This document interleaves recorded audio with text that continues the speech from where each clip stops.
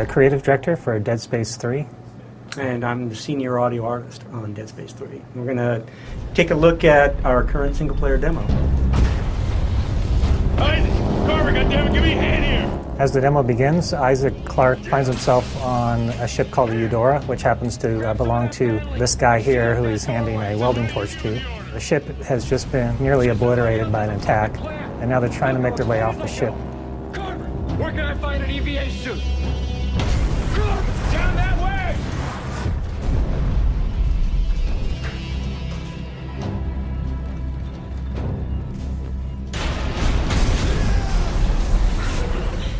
This is a scene I love for audio because there's so much going on, and yet we've still found a way to use subtlety in the scene, even amidst all of the choking, the explosions, and the bombast.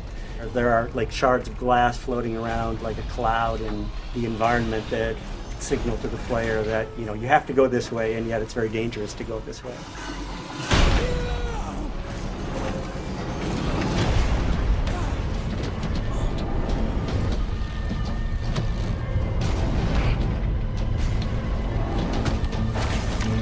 In this part, Isaac desperately is trying to get his spacesuit on in time. The clock is counting down and the ship is on fire. It's about to blow up.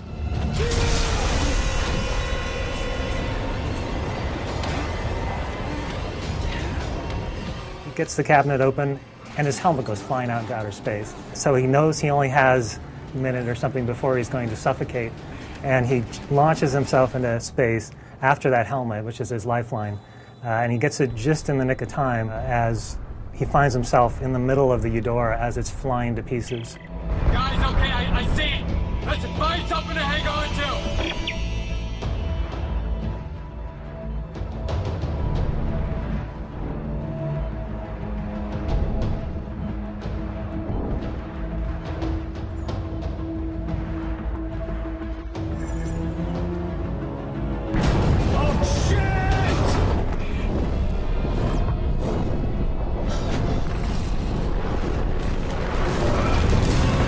In this section, Isaac is flung out of the exploding Eudora spaceship, and he finds himself hurtling, 100 miles an hour through space as pieces of this ancient flotilla are whizzing by him.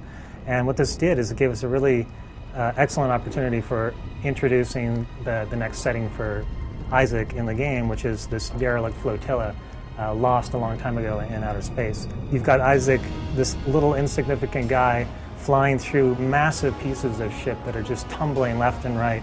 We wanted to create an intense feeling of chaos for the player, so they just can almost not comprehend how much stuff is going on around them.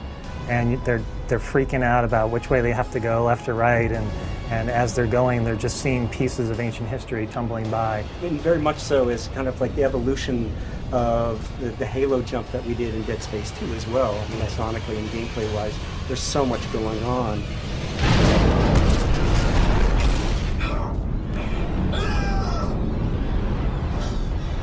We took the environment and created 3 new threats within that environment, and we had to pay off on all of those sonically, making sure that the gameplay was thrilling as could be.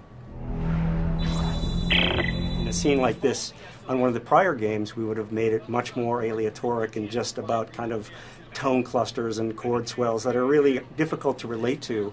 And I think that we're inching towards going towards a more thematic musical approach.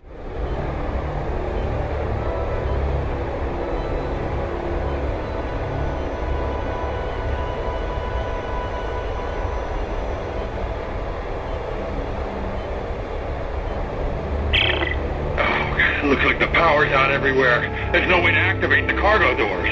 What about that door? It's got a manual crank. No, he's right. I'll see if I can get inside. In this section, Isaac is separated from the rest of his crew. He's run out of options. He had previously just been flying through space, and now the only thing left for him is to go into this derelict ship. It's his only hope of oxygen and some parts that he can scavenge and upgrade his equipment and somehow survive this event that's happened to him. Looks like I'm the first person to come through here in a long time.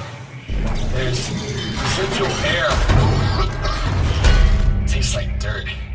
Sonically, I think it's really unique in all of Dead Space because it's one of the most quiet environments we've ever created. So it really amplifies that sense of Isaac's being alone and being separated from his crew and going deeper into finding out what happened here.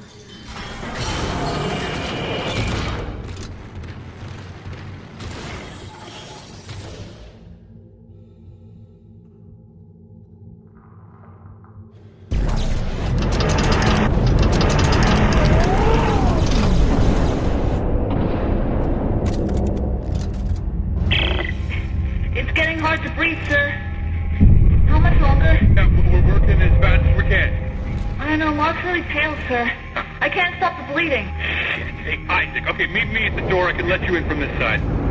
Right there, now get in here. Give me a hand. Aye, aye, Captain. Hey, don't get cute.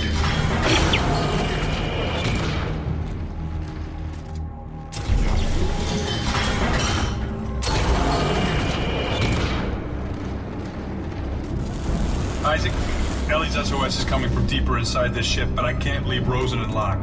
Send me the coordinates. I'll go check it out. Here you go. Hey, don't stray too far. That's an order.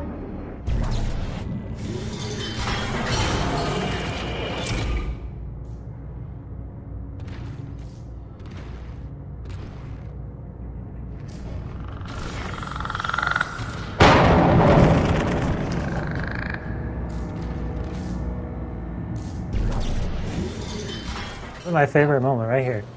Door opens, lights shining through, and eliminates everything beyond the door, which happens to be what happened to the crew. And now you find out that something more sinister has happened to them.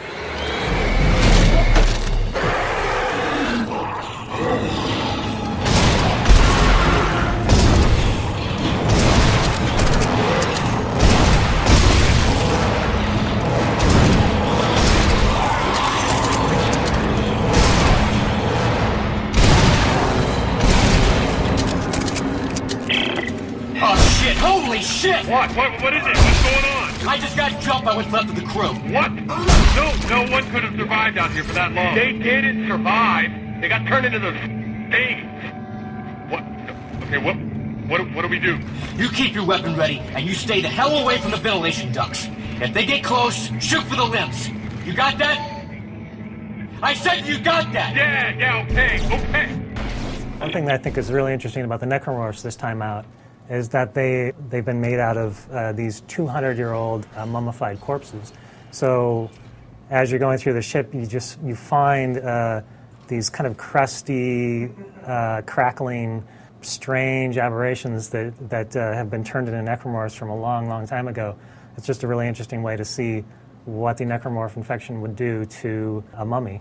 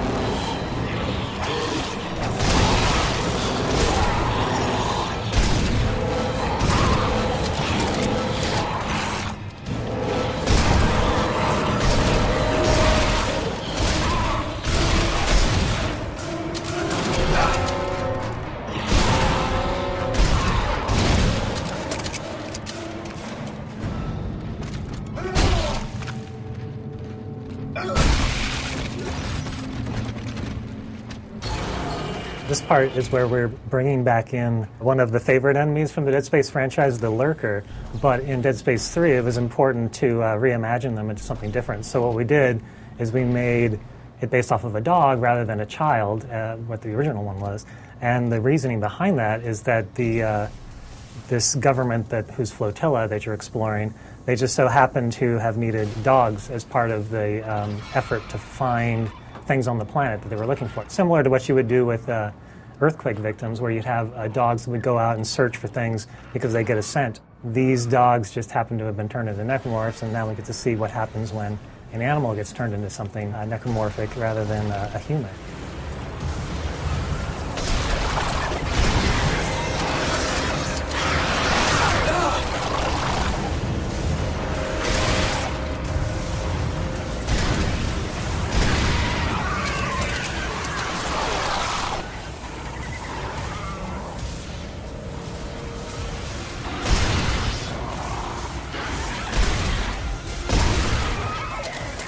We're going to skip ahead to our favorite part of the demo, the generator room. There's a lot going on in here. It's a big spectacle. Let us know what you think.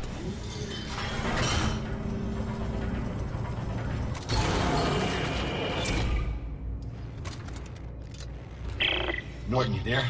Yeah, I'm here. All right, I think that's holding them for now. Good. The SOS is coming from directly above me. And it looks like I found the ship's primary generator. If I can get power going, it should unlock the crossover for you. All right, what about you? There's an elevator here that goes straight up the spire. I'll meet you at Ellie's coordinates.